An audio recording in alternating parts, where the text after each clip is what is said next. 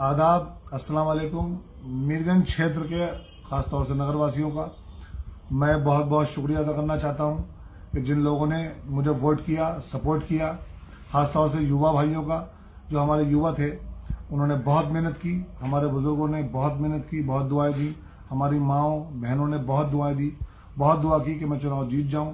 मगर चुनाव तो नहीं जीते, 120, 21, 30 वोटों से हम चुनाव हार गए।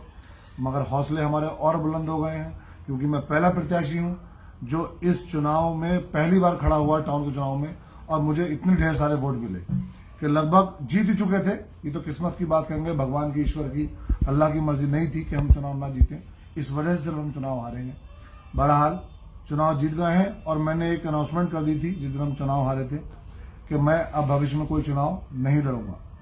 तो मैं अपनी उस गलती को सुधारते हुए, क्योंकि मेरे सारे समर्थक, वोटर्स, सपोर्टर्स, कस्बे के, क्षेत्र के, गांव के, जिन लोगों ने सबने मेरी मदद की, उन्होंने मुझसे आकर के उन्होंने अपना मन उदास किया। और मेरे पास लगातार फोन आ रहे हैं, मैसेज आ रहे हैं, लोग मुझसे लगातार आकर के मिल रहे हैं कि आपने ये फैसला क्यों लिया।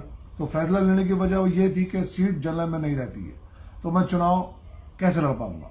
बहरहाल अब सीट जनरल में आए तब भी चुनाव लड़ेंगे, और नहीं आती है तब भी हमारा प्रत्याशी कोई ना कोई रहेगा, और हम पूरे दमखम के साथ चुनाव लड़ेंगे। खास तौर से मैं पहला प्रत्याशी हूं जो मैं महसूस कर रहा हूं, मुसलमान, कि मुझे हिंदू भाइयों ने कम से कम 1000 प्लस वोट किया है। ऐसा आज तक कभी हुआ ही नहीं है 45 सालों के अंदर। तो मैं इस बात में बड़ा फख्र महसूस करता हूं कि मैंने ऐसा लोगों को मन जीता कि 1000 हिंदू भाइयों ने मुझे वोट कर दिया।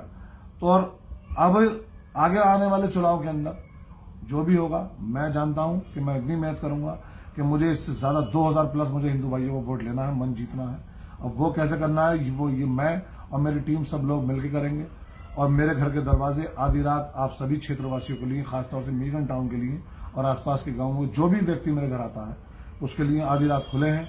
और बस यही, इसी आशा उम्मीद के साथ मैं अपनी बात खत्म करता हूं कि जैसे प्यार आपने मुझे दिया इस चुनाव के अंदर, इस बार, हर बार मेरा चुनाव हो या मेरा कोई प्रत्याशी हो, आप मुझे और मेरी टीम का सपोर्ट और दुआएं ऐसे ही मेरे लिए करते रहेंगे। अस्सलाम वालेकुम, आदाब।